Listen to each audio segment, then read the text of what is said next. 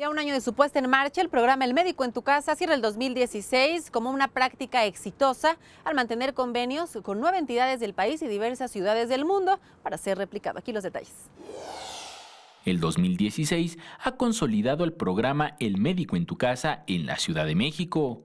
Más de 2.600.000 hogares se han visitado desde su implementación en 2015 y después de que se aprobara en la Asamblea Legislativa como ley en diciembre de ese mismo año, hoy ya son diversas las ciudades en el país y fuera de él que lo replican.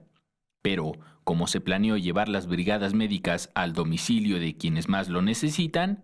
La Ciudad de México estaba presentando un alto índice de muerte materno-infantil, sobre todo mujeres muy jóvenes, muy jóvenes, de 12 o 13 años, embarazadas, que no tenían control médico. Entonces, lo que hicimos fue ir a buscar a esas mujeres, jóvenes, mamás, y decirles, a ver, queremos saber dónde están. Durante este año, las autoridades del gobierno capitalino han compartido la experiencia de este programa con otras 9 entidades que lo han replicado, como son Michoacán, Sinaloa, Tlaxcala, Chiapas, Tabasco, Nuevo León, Chihuahua, Quintana Roo y Durango.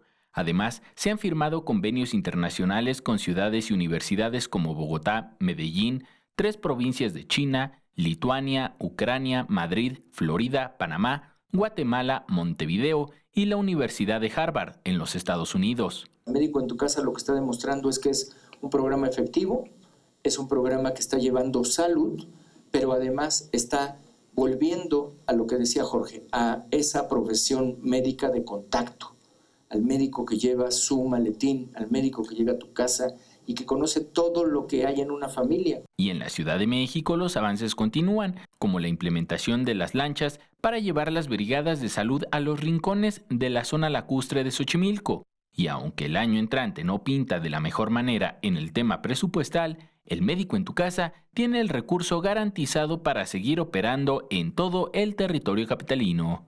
Con imágenes de Javier Cordero, Enrique Muñiz, 21 Noticias.